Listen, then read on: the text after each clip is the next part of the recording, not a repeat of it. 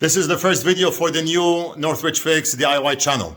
The new DIY channel will cover everything from home improvement, reviewing tools, interior design, garden, pool, gym, game room, everything DIY.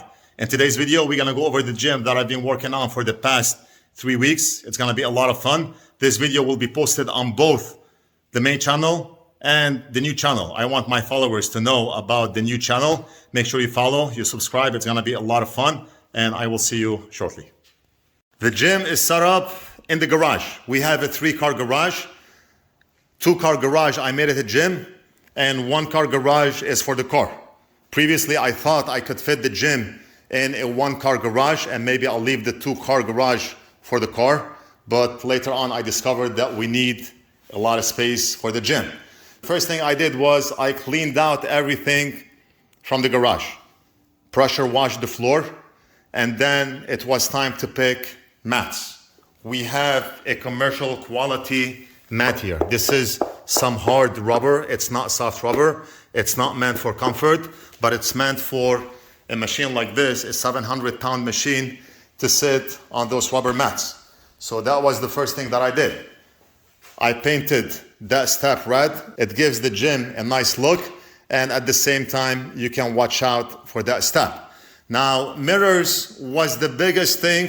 Actually, I had to do them a couple of times to get them aligned. It was a lot tougher than I thought.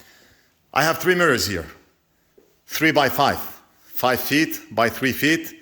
We have 3 mirrors, so 9 by 5. Each mirror is about 50 pounds, heavy, very heavy. How would you install mirrors in the garage or on the wall or anywhere? Easier said than done. What happens is the mirrors, they sit on something called a J-mount that looks like this. That's how the mirror sits. That J-mount comes in only 6 feet long. So I have 2 J-mounts connected side by side for the mirrors to sit on. Now, if this J-mount is not perfectly level and aligned, the mirrors are not gonna be aligned from the top. We have perfect alignment now, but that was not the case when I first installed the mirrors. I used a long level, to level this J-mount. I got the level in the center, and I started to screw the J-mount to studs. I figured out where the studs were. I screwed the J-mount all over in every stud, and then I attached the mirrors. I later found out that the mirrors are not aligned from the top. One mirror is going up, other mirror is going down, one mirror is shifting to the left, other is shifting to the right. It was a mess, even though I aligned the J-mount. I got the level again, I checked, and that level was in the center, but it was slightly off. That slightly off measurement caused the mirrors to shift up and down, left and right. So what's the solution? And one other thing also is the screw that we have here. I was using deck screws. When I screwed that J-mount in, that screw was pushing that J-mount upwards because it was forcing that J-mount in the stud, and as a result, that J-mount would shift upwards. And maybe that's what caused the misalignment of the mirrors, and the level was not showing that center. Couple of things. I took everything back out again, and I bought a laser level. Let me show you quick. I have my tool bench here. Maybe we can go over this in the future. I have my most used tools on this pegboard. Everything from the multi-tool, which you can use to cut metal, cut wood, grind, everything. It's called multi-tool for a reason. 6 amp battery. We have the DeWalt jigsaw tool, the drill, the driver, the nailer. I use this a lot. I use scissors a lot. I use the mask a lot. I use clamps a lot. I use gloves a lot. So my most used stuff are put on this pegboard here.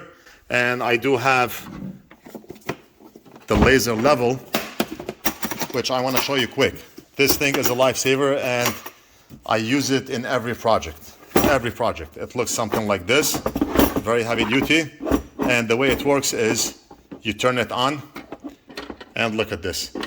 We can set up the laser tool to show a horizontal line, a green, very vivid, very bright horizontal line, or a vertical line. We can choose from right here if I want it to be horizontal, vertical, or both. I put that laser level on the garage door. Now the garage door is metal and that laser level has magnet on the back. It can be connected in many ways, but one of the ways that you can connect this on the wall is if that wall is metal or that garage door, which is metal, it sticks. So I turned that laser level on. Okay. That laser level, you can see it right here. You see? What I did was I aligned a long piece of wood to that laser line.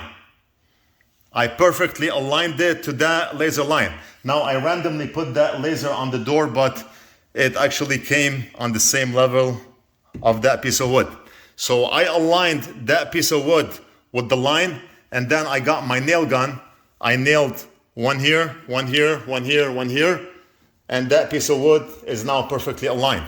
I put that J-mount over that piece of wood, which is perfectly aligned, and I did not use the same deck screws that I used previously. I started to look for what type of screws I can buy that will work better than what I had, and I bought something called cabinet screws. Maybe I can show you. I have a box here with a lot of screws.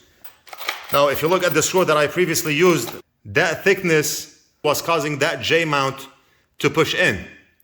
So I discovered that we can buy something like this. It's called a cabinet screw that works a lot better. And we did not have any issue with that J-mount pushing in. So after that J-mount was aligned, screwed in, I put the mirrors in, and the mirrors are connected via those clips, which are screwed in to studs as well. If you look on the ceiling, I marked where the studs are. We have one here, we have one here, so on and so forth. So that's how the mirrors were put up. Now, if you look here, I'm gonna change the outlets. I bought black ones. We have one here, we have an outlet there. Those minor stuff will be taken care of. We have a cable here, the internet cable. It's gonna be painted gray. We have a concrete wallpaper, a wallpaper that looks like concrete. It's going down, halfway down. We have a vinyl baseboard on the bottom to make everything look nice and pretty. We have the mirrors, and then we have the dark paint. So it's layers. The vinyl baseboard, concrete wallpaper, mirrors, and paint. And I had to paint that door red, and I can tell you right now, red is a very difficult color to deal with because it shows imperfections very easy. I had to paint that door maybe like 5-6 times.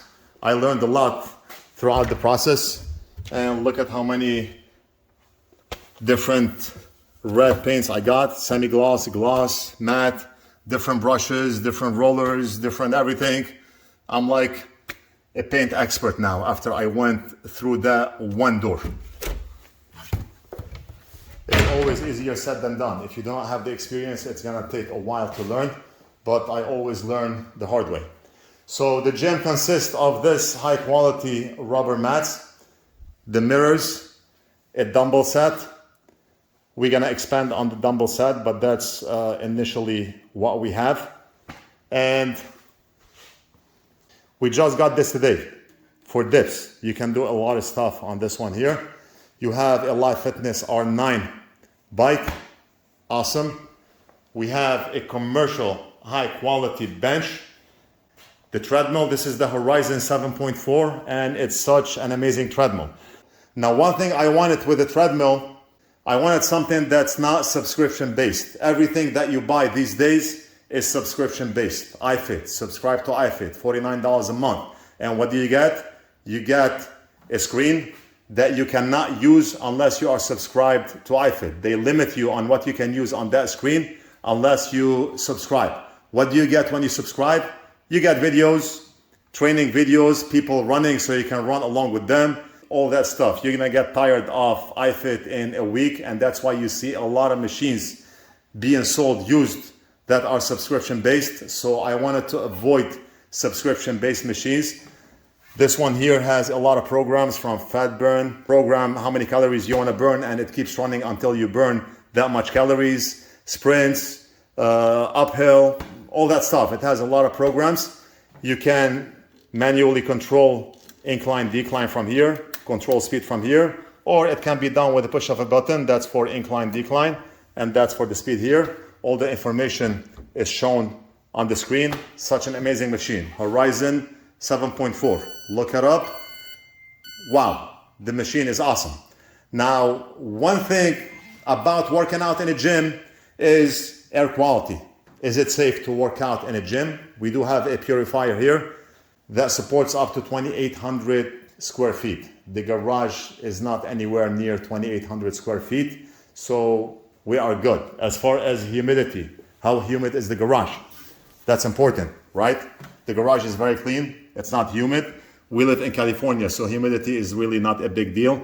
Yesterday, humidity was 30. Today, we have it at 43 because it rained yesterday. So the weather is a bit humid, but normal humidity is between 20 and 50. We are within range, and the temperature right now inside the garage is 62.6. Right now, what time is it right now? Let me see. Right now, it's 11 p.m. I'm recording this at night. Okay, I just wanted to upload the video. I want to show you what's going on. And we have the amazing Inspire SF3 machine. Wow, 700-pound machine. Very smooth. I cannot say enough good words about this machine. The pulleys on the machine, smooth like butter. It does not matter how much weight you have on, smooth like butter. The bench did come with the machine, quality bench. Not as high quality as this one, which is considered a commercial bench, but this one, I can see this lasting for years and years and years. Now, the machine has 165 pounds on each side, and it did come with those attachments. It came with this rack, it came with the triceps rope, it came with the lats bar, this one here, which can also be used for biceps, triceps, and all that good stuff. It did come with the handles, 2 of them, and this amazing belt, which you can use to actually help you out if you are doing a pull-up. Like my wife, she cannot do a pull-up. So what she can do is she can attach the belt from here to here. She sets weight, she steps on the belt, and the belt will help push her upwards. You can use the belt for a lot of things. There's no exercise that you cannot do on this machine. Now what I did is I bought more attachments. I bought the double D. I bought this lats bar that you can grab like this. I bought the solid triceps bar, ankle straps, this one for the biceps, and another triceps rope. And I also bought this one off Amazon, and I had to drill holes to this frame here. Now the machine did come with this, where you can hook up the phone and tablet. I made sure to drill holes on this in the same position where the holes on this one go. If you look on the back, you see we have 2 screws. So the holes that were drilled here, they fit this one. So I kept this, I attached this, and now I have all the attachments on the rack here. Beautiful, beautiful. And we have another attachment here because this bench can actually fold and it can be attached on this from here. Amazing. The machine is also a Smith machine. It comes with the bar. Unlock, and that's the bar. Now, what I like about this bar is we do not have to attach any plates onto the bar. The bar uses the weights that you see down here, up to 350 pounds, about. I like the fact that we do not have any plates. We do not have to attach any plates on the sides because I have kids. I do not want plates to fall on the kids. I do not want a 45-pound plate. A kid want to grab it and it falls on him. So the fact that we can use the weights that we have on the machine to use that bar, awesome, amazing. In the future, let's say I became Mr. Olympia and I want to lift more weights, I can always buy something called a gym pin. It sticks out like this and I can attach plates to that pin. But for now, I'm good. One thing I did not mention was, before I attached the mirrors, we used to have a sprinkler box here. We used to have a garage door opener for the 1-car garage here. We have another garage door opener here, and we have a switch here. I cannot put the mirrors if we have all those boxes, all those switches here. So I moved everything to the inside. Let me show you. I moved the garage door opener right here, the second one, the switch, and we have the sprinkler wires. I did not hook up the sprinkler box yet, but that's where the sprinkler box will go. One last thing I want to talk about before we end the video are those amazing bright lights.